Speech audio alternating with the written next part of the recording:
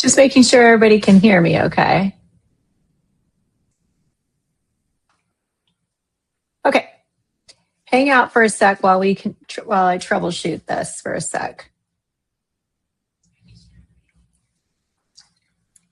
Yay.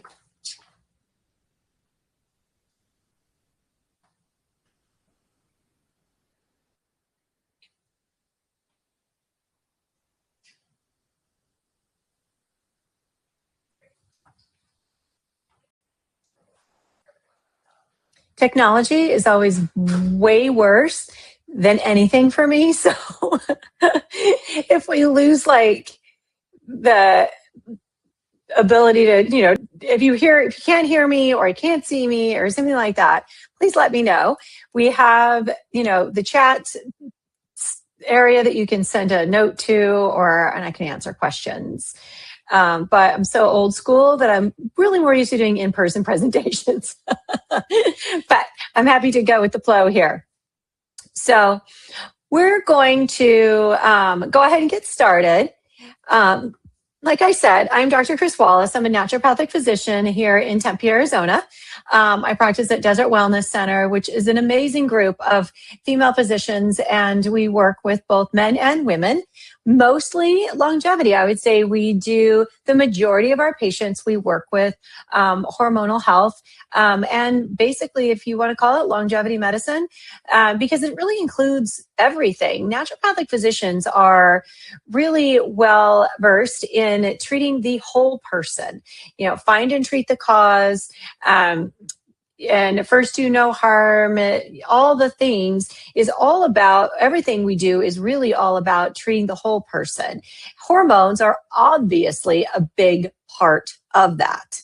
So today I wanted to take kind of an opportunity to mix both hormones and peptides, because peptides are really an upcoming medicine, part of our medicine, and part of anybody that's involved in longevity's medicine, a way to kind of help the hormones work better or help your body work better as we age a little bit.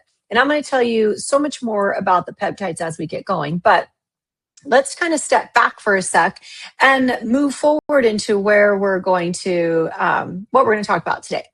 So I like to kind of set you up for what to expect. We're definitely going to talk about hormonal changes because I love to talk about hormones. That's what we do all the time. And that symptoms are a signal to take action and not to push through. This is really a pet peeve of mine. And when we get there, I'll tell you why. Hormones affect all the things: your mood, your sleep, your GI tract, your heart health, everything. Everything is affected. And then hormone replacement therapy and peptide therapy are very much individualized medicine, which is why you see physicians who really do specialize in longevity or have the opportunity to spend more time with you. Those are the physicians that are going to be helping you with peptides. And Google is actually not a physician. Also, online ordering is not a physician. So that might be another pet peeve, and I'll talk about that more too, because peptides are a very exciting way to help bring up your hormone levels, to help kind of work side by side with the hormones that we're replacing and help you feel really great. And again, let's talk about the provider you deserve that's going to help you through all of this. So to get started, we all know a little bit potentially about estrogen, progesterone, and testosterone. But did you know that cortisol, growth hormone, thyroid, these are also hormones? In fact, what's not on this list is vitamin D. That is also considered a hormone. But these are all hormones that change as we age. Think about it. Growth hormones at its peak when you're growing, right? Kids, teenagers, as we're growing, that growth hormone's really high. It feels great. All the cells are moving. Everything is fantastic. But as we get older, we don't really need growth hormone anymore. We've reached our potential, if you will. But we want growth hormone because growth hormone helps our cells work better. The same with all of our other hormones. Obviously, estrogen declines. All these things decline estrogen, progesterone, and testosterone and growth hormone decline with age. Unfortunately, for many of us, cortisol can increase just because we are not managing our stress very well. We are burnt out. If we are burnt out, that has meant that we have driven our cortisol up and now it's tanked. And then your thyroid hormone, poor thyroid. I must say this 16 times a day, but the thyroid just takes a hit as we age. It also takes a really big hit if you're a female and you go through pregnancy. That thyroid has to work super hard to keep both you and the baby healthy. And after you have the baby, then your thyroid is just like, I am done. I am out. And unfortunately, that's a lot of the times when we see hypothyroidism and things that can go wrong with the thyroid. Most of the time, our thyroid just gets what I call sluggish. So again, we have those natural ovarian aging and menopause, perimenopause starting as soon as 35. Perimenopause, remember, starts 10 years before menopause. So and the average age of menopause is between 45 and 55. So that means we could have perimenopause starting at as early as 35, tanking some of those hormones that we talked about. The stress and cortisol dysregulation in our life is over and over and over. Think about if you constantly threw your phone at the wall. Don't do that. Let's say you threw a ball at the wall. So let me say you just threw something at a wall all the time because you were frustrated, constantly throwing things at that wall, at that same place.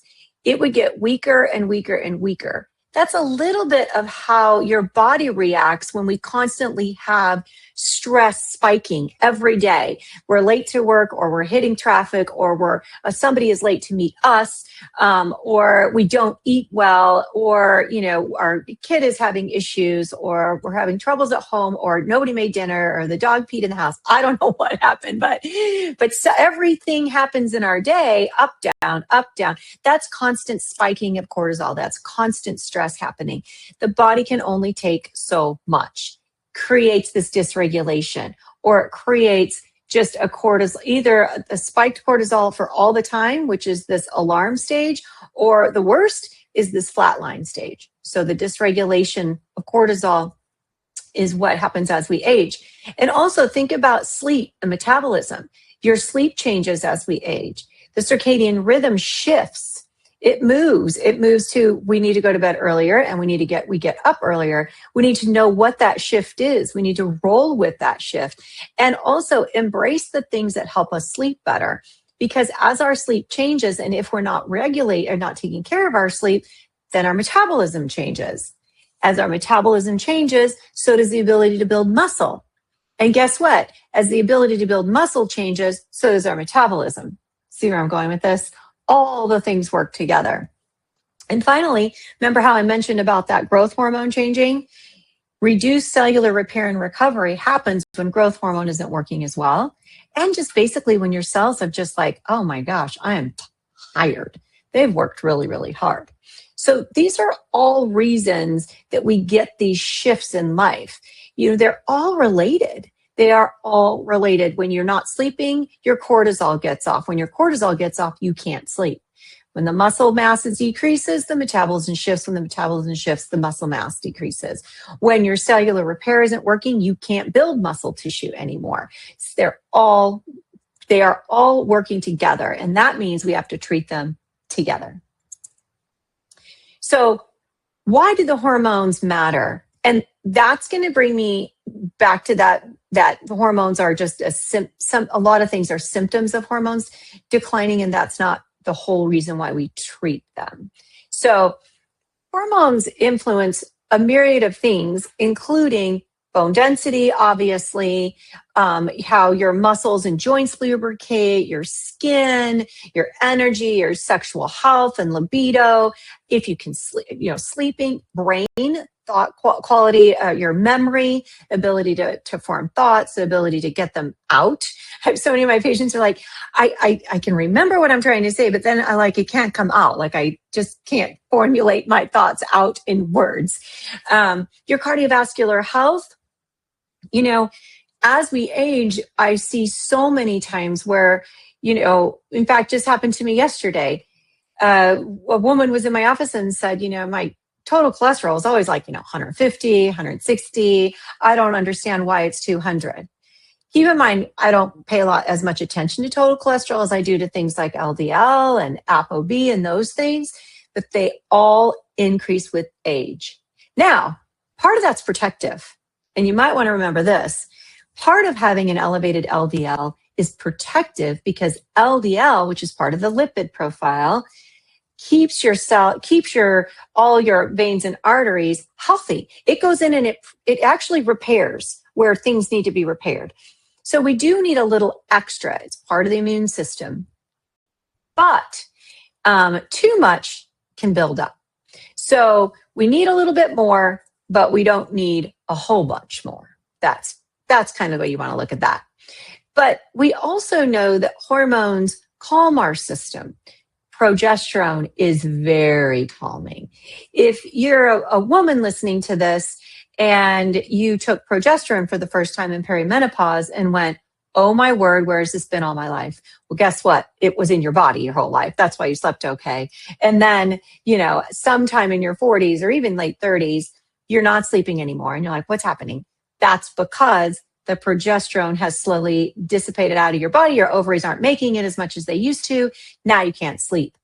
The other thing is, the bigger thing is the anxiety that happens as we age, the depression, the anxiety, the mood changes. It's also related to the progesterone, also the estrogen. So everything is connected. Your progesterone protects your uterus, your thyroid function helps protect your hormones. Blood sugar regulation and decreased water retention is all about your adrenal glands working properly and the cortisol being where it needs to be. So you can see this is all connected. And I will tell you too, when you come in for treatment, we get onto the hormone replacement, we'll talk about this, but we can't just throw all our eggs into the estrogen, progesterone, testosterone basket, right? I hope that's becoming clear.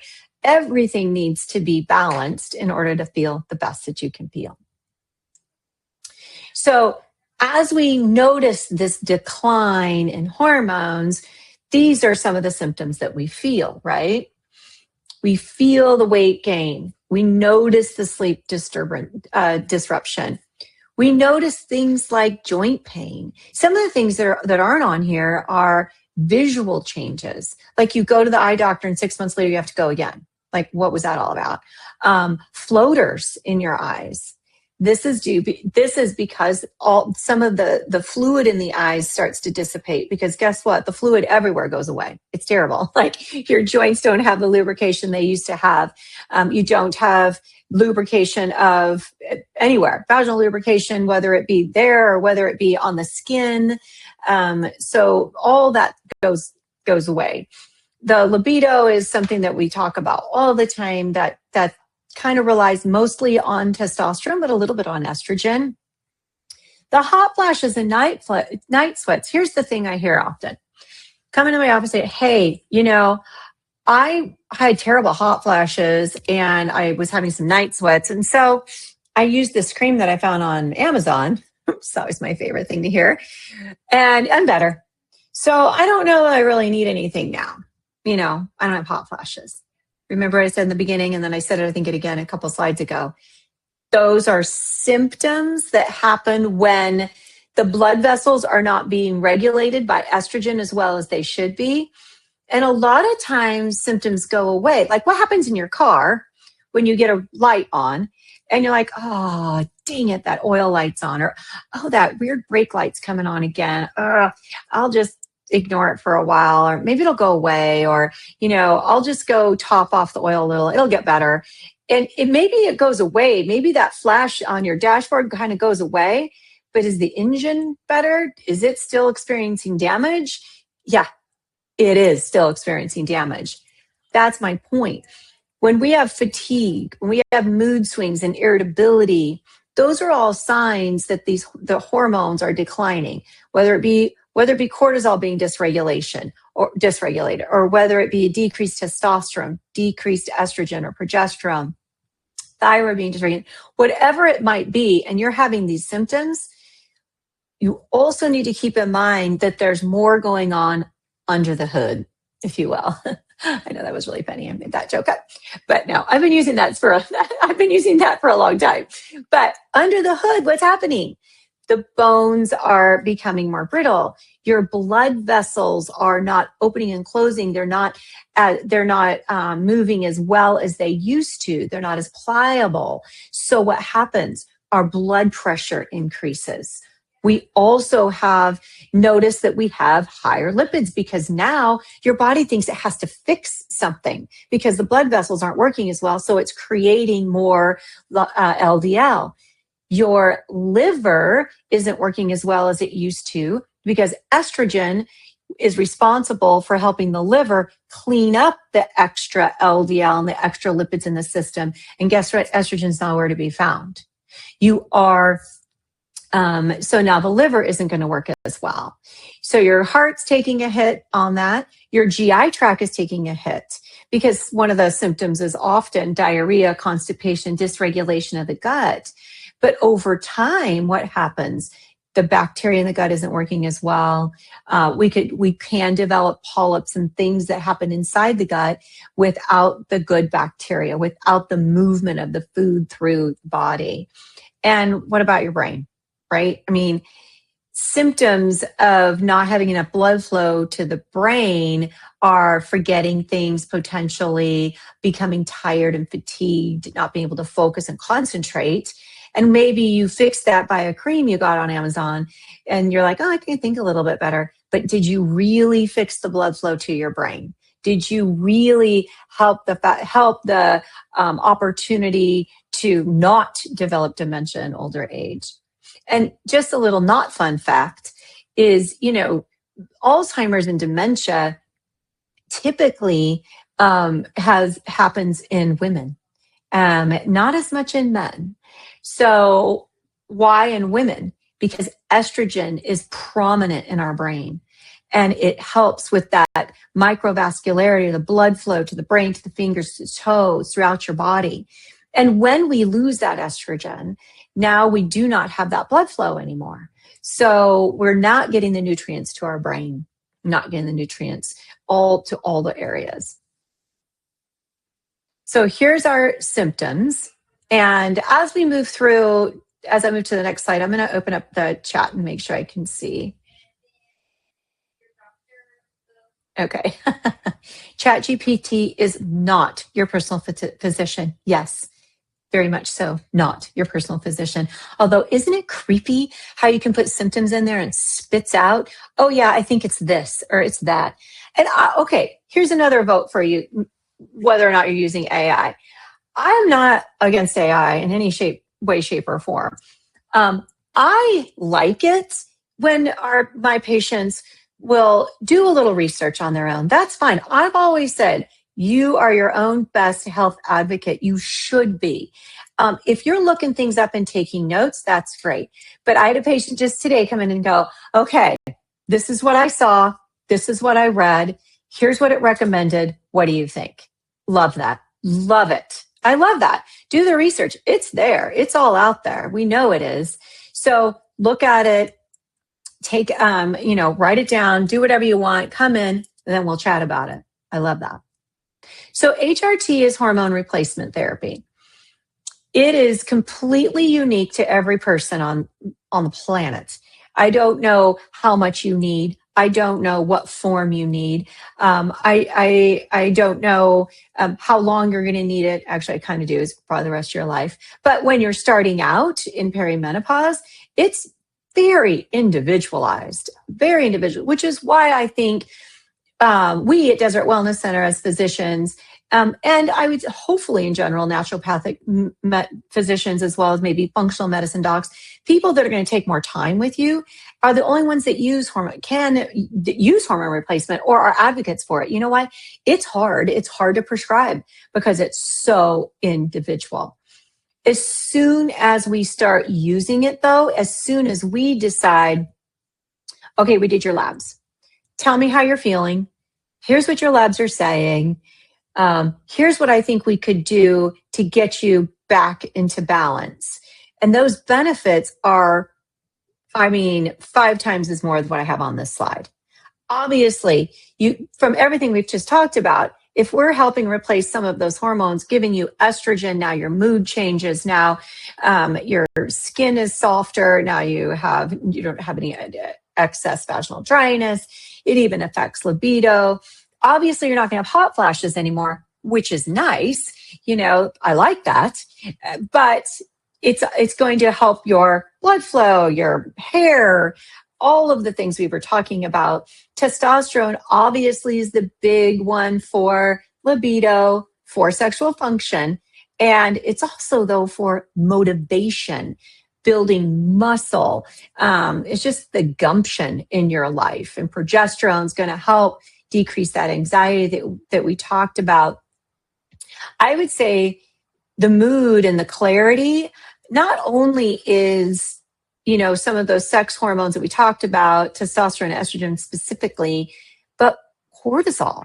When you come in and we're talking about all the things and we replace your hormones, but you're still feeling a little foggy, it could be your thyroid. You're still feeling like you can't focus or you can't remember things. It could be your attention, which is probably part of your thyroid and also part of your stress response. You're not maybe paying attention to the things, and that's why you're not remembering. See how complicated it is? I just love it. I actually do like it. But we have to, there's just so many benefits to the HRT in replacing your hormones.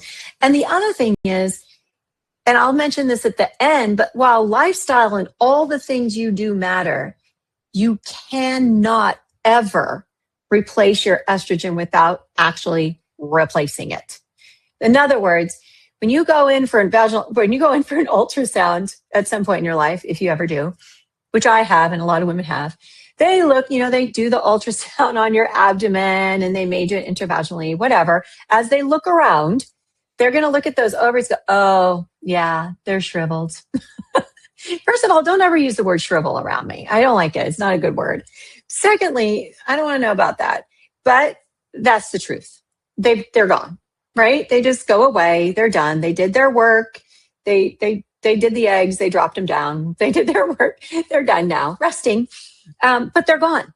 So no herb, no perfect diet, no perfect lifestyle will ever make estrogen again. So you have to replace it. The other things you do are going to support the replacement of your estrogen and support the replacement of your hormones, but they are never going to create more estrogen, never going to be able to create more progesterone, and never going to be able to create more testosterone. I love the men are the same. Men, if there's any men out there today, hi. But if you are a man as well, you're never going to create as much testosterone, even though the testicles do not shrink. Lucky for you. You are still not going to create as much testosterone as you age as you did when you were younger. So the only way to get hormones is to replace them with bioidentical hormones, the kind that your body recognizes. And just a little side note on that. Hormones that are found in birth control pills, are not bioidentical. Those are different compounds sitting in your hormone receptor sites, kind of tricking your body that you have the hormones, but you don't.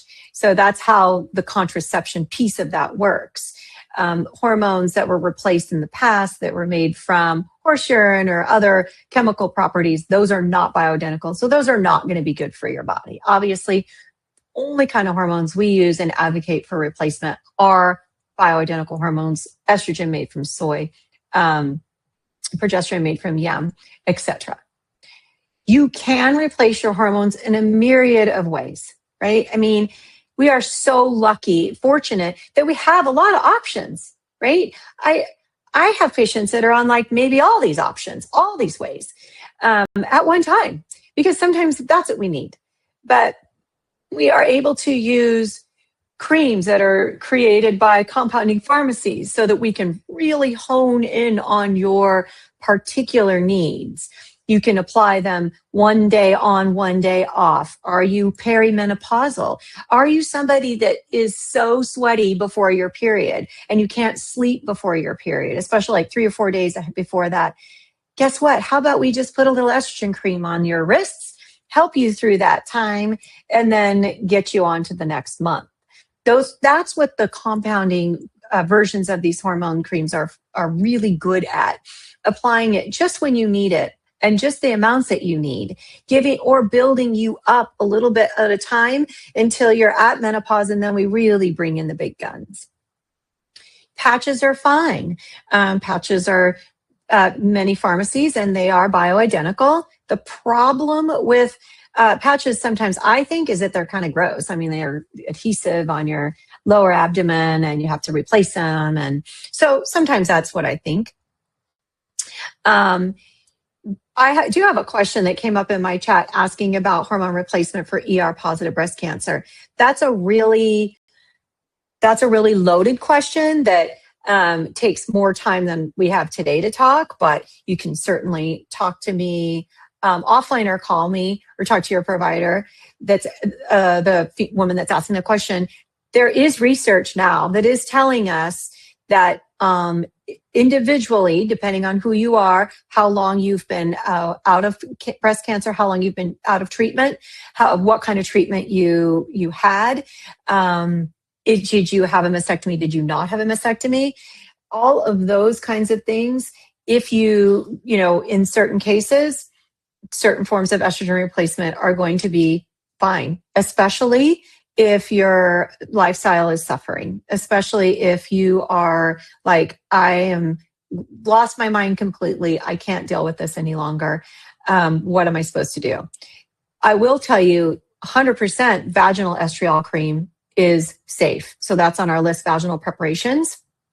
The reason it is 100% safe, no matter what, no matter where you are in treatment, is because when we use vaginal estrogen, it goes in, it stays there at the site, and it creates more collagen. It feeds estrogen to your vaginal canal, and it makes all the skin and all the area down there more supple. Takes away the dryness, brings back more lubrication. And there are schools of thought that say everybody, no matter what, anybody over the age of 50 or anybody postmenopausally at least, should be using a vaginal cream at least 1 to 2 times a week. So, I'm never the all or none doctor, obviously, but I do believe most of my patients are using estriol vaginal cream, and that would be certainly safe right after or even during hormone or breast cancer treatments. Sometimes I do have a question about what's the optimal levels of testosterone for postmenopausal women. That's another really good question for individualization. I have patients that are using creams, troches, and pellets for testosterone replacement. And creams and troches are very hard to see in serum blood. Pellets are really easy to see in your serum blood. So the labs vary. That becomes a very individualized question for you. If I'm looking at pellets, I have patients that come in around 120 and patients that come in around 300. These are your serum levels. And they're great. I feel great. I love it. I love my 120. I love my 300. I need more. I need less. It's all about how do you feel when the testosterone is flowing in your system? What are your side effects? Do you get acne? Do you not get acne? Those things are all the things we consider when we talk about levels. I would say when we are replacing in general, though, obviously the optimal levels are going to be above what the regular labs say. So most women do feel better at optimal levels over 100. I would say that's a very common number to feel good over. So at least over 100 for most women on that one. There aren't, we have been looking at what are the optimal estrogen numbers? What are the optimal progesterone numbers? We do have some guidelines. I mean, in general, postmenopausal women do well when their progesterone's at least over 3, between 2 and 3. Over that is fine. There isn't necessarily a threshold. Estrogen, we look at both estrogen, estradiol, estrone numbers in your labs, but we also look at that FSH number, F as in Frank, SH. That tells us what your brain thinks, how much estrogen is in your body. That's what, in your pituitary gland, that's what's been talking to your ovaries all these years. And when that number gets high, it means that the brain is no longer detecting any estrogen in your body, and it thinks it needs to yell at your ovaries to work harder, kind of like how you yell at your kids to clean your room, or yell at your husband to, I don't know, pick up his underwear, whatever it might be. But when you're trying to convince somebody to do something, your voice gets louder. That's what happens in your brain. Your pituitary gland, the FSH, goes up when the estrogen goes down. So we love to use that number to tell us how much estrogen is in your body. So there's schools of thought that believe that that number needs to stay around between 20 and 30, if not even lower. The serum estrogen just varies so much during the day and depending on when we drew your lab. But we love that FSH to tell us how much estrogen you have in your body. And we loved it to be as low as possible. So the final thing on the delivery methods, I use probably 80% of my patients use pellet therapy because I think it's easier. It's easy easy to manage. It's easy to, as an individual, to use. I use pellet therapy personally. It takes some management time. I mean, you get your first set of pellets, you got to come back in 3 months later, see how that went. We measure your labs. But there's time to measure all of the delivery systems. There are variations. And I will tell you, you vary as a person. Your stress level varies, which affects your hormones, right? Your life changes, your exercise levels changes your hormones. So as you go out in life and change, the hormones we're giving you are also changing. And so we have to keep up with that. Injections are not my most favorite way to replace hormones, especially testosterone in women. I know there's a few women that do that. It's just too much of a spike. I will use testosterone injections for men if needed. But honestly, most of my male patients still use the pellets for their testosterone replacement. So point is, a lot of ways to do this. And it's good to make sure you are getting the best method for you. Now, if you have more hormone questions, just pop them in there. I'm going to talk a little bit about peptides because I want you to be able to get back to your lunch today. And I'm already over my time budget, which typically happens to me. So peptides are short chain amino acids. What is that? They are pieces of protein. Your body has proteins. These are pieces of those proteins. You make all these peptides. You already make them. What we've been able to do is isolate those pieces and determine what they do in the body. And then now we have the opportunity to put them back in your body at better levels. So remember, we talked about the aging cellular health, the decline in hormones, the decline in pretty much everything as we get older. Well, we have a decline in our peptides. We have a decline in proteins. Our proteins don't do as well. So what if we can replace some of those? What if we can get those into the body so that we can help particular things work better? So looking at, basically, these do all the things, right? They repair your tissues, they help your growth hormone, they decrease inflammation, help with your sleep. There's a myriad of things that these peptides do because your body's doing all these things all day long. So we've been able to come up with, or researchers have come up with, what are these particular peptides? And I know you've heard of them. I know you're reading them on social media. And we had the ability to replace them a while ago. The FDA took it away. And believe it or not, just as of last night, we got our ability back to prescribe them. Now, people have been getting them on what we call the gray market online for a long time. And that's unfortunate because you don't really know what's in them. But now we're able to prescribe these for you. So let's look at these. The most common one right now probably is the GLP-1. Did you know semaglutide, tirzepatide, and the upcoming rituximab, those are peptides, glucagon-like peptides. So GLP is what it stands for. These go into the system, sit in the receptor sites in the gut. They help your body metabolize glucose better by slowing down your metabolism, slowing down the gut just a little bit. I call it giving your insulin time. It tells the liver to stop releasing extra glucagon. It tells the brain you're full, you're satiated, your appetite decreases a little, but that's not the whole reason you lose weight. The primary reason is because your body is now metabolizing sugars and glucose the way it's supposed to, because those systems slow down over time. It's helping your metabolism. That's why the GLP-1s don't work that well for people who are still not changing their eating behavior and still not exercising the way they should. I love that. It's the little catch. So that's what GLP-1s have been around now for 3-4 years. We've been prescribing them and having a lot of success with them. So BPC, I have a question. What about, I love that somebody asked about the Wolverine. Can't believe somebody asked the Wolverine. This is so funny. Okay, so over the stacks, but I'm going to tell you about it. So what's gone on with the peptides is people have gotten clever and combined them. Agree, combining them is a fun way to use them. But until literally yesterday, it was illegal to use them. So anywhere you were getting them, those people were getting them in a gray way. And what I mean a gray way is when they were online, they were only supposed to be used for research purposes.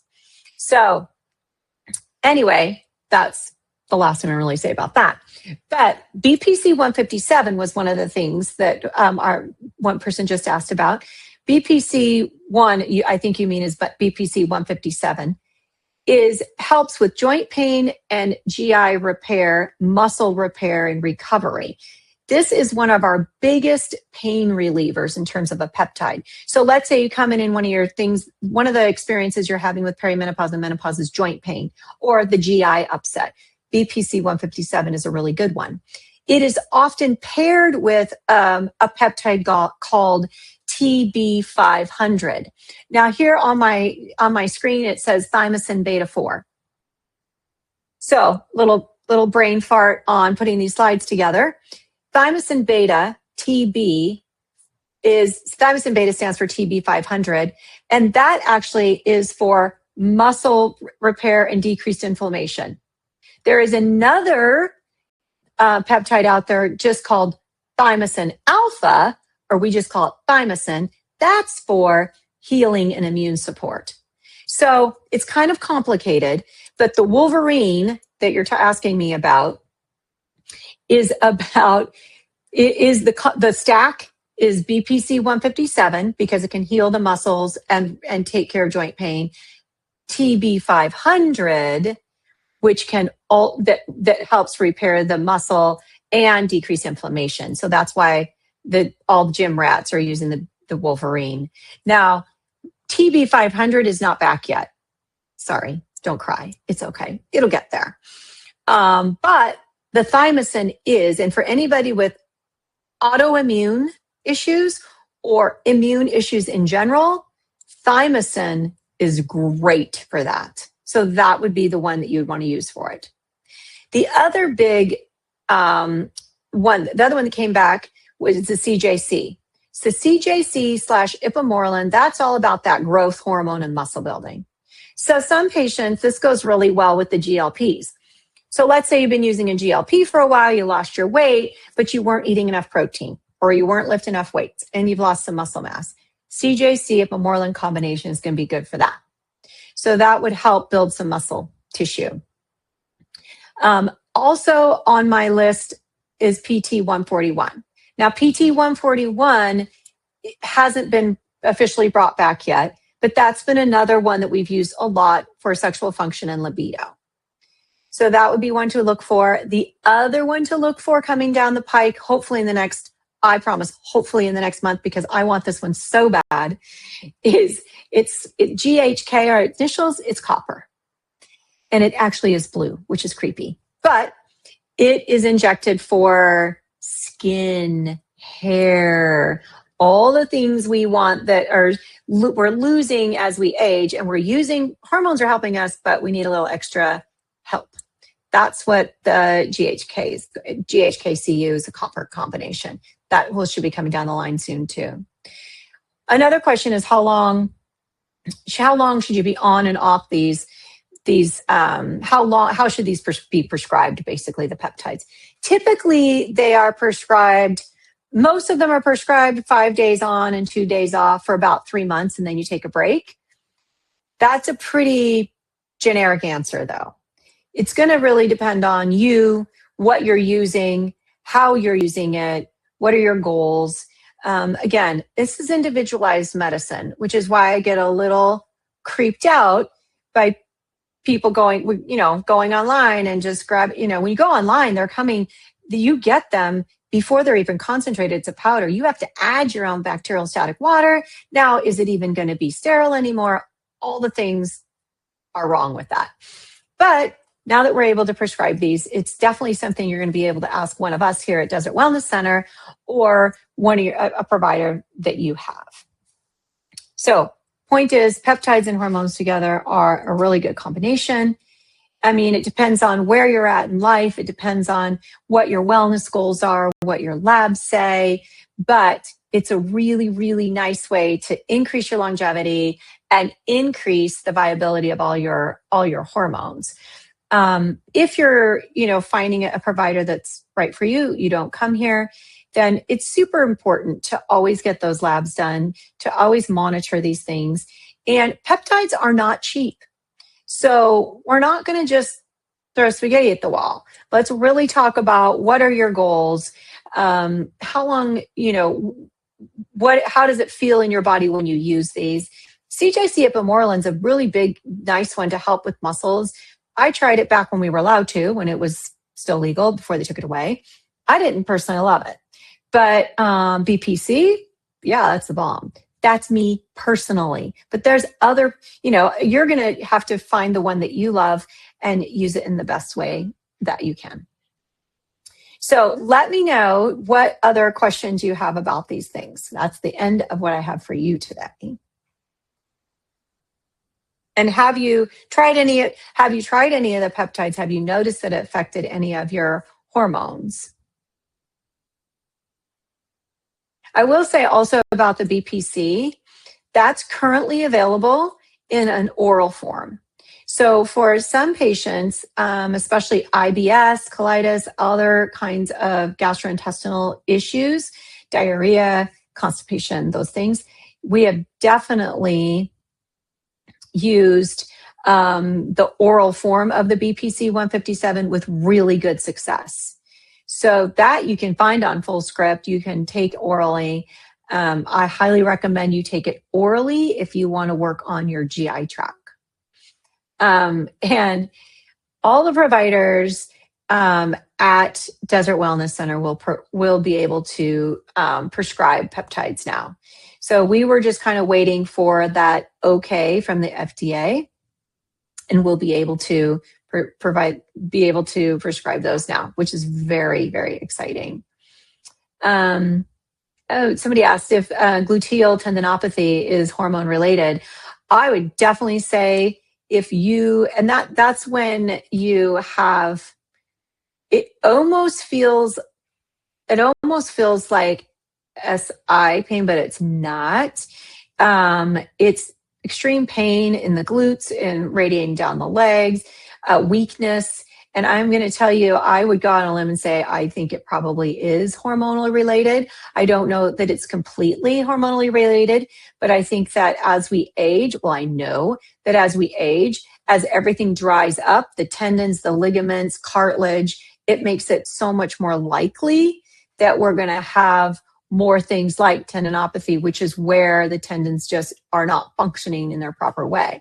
So think about that. You replace your hormones and then you bring on board something like BPC 157 or eventually something like a thymosin beta, TB. That really, really would be a nice combination for that condition.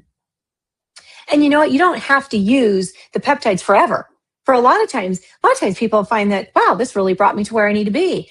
I'm feeling really good. I don't need to do anything right now. That's not an ongoing thing. But when you're looking at hormones, those are ongoing. I have a question about the facial. So we do have a topical beauty serum here at the office that has the copper that I just talked about. the GHK, Cu copper peptide, as well as estradiol and estriol in it. So you're getting both the copper topically as well as a little bit of estrogen topically that we are using for the face. Love this combination because now you're getting, in terms of the estrogen, estriol, you're getting the ability to build collagen because estrogen helps you build collagen.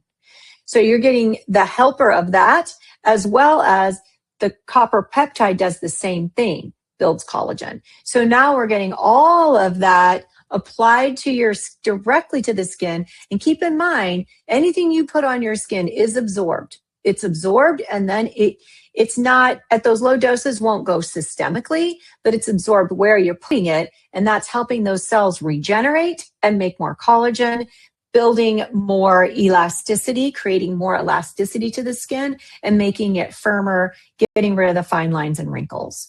So yeah, we've carried that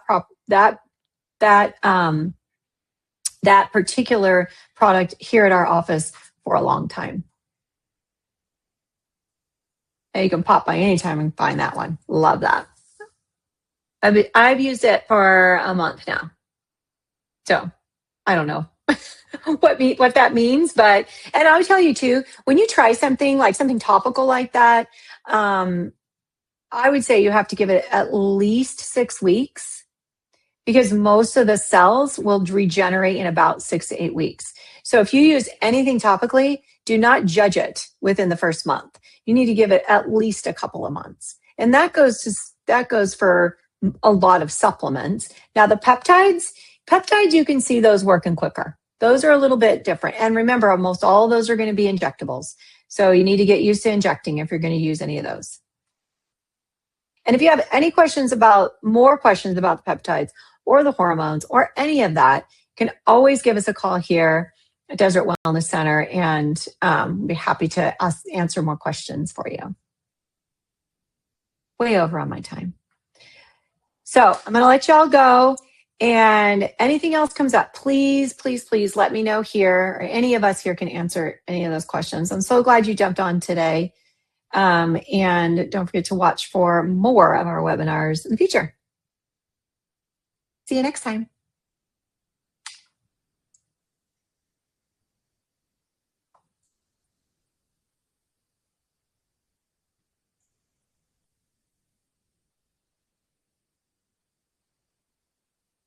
Before I end completely, somebody asked, how often do you inject the peptides? And again, if you can still hear me, that's going to be most of the time, it's going to be 5 days, like 5 days in a row and then 2 days off for a few months. And again, that depends on which peptide it is, who you are, what your goals are, but that's kind of how we do it.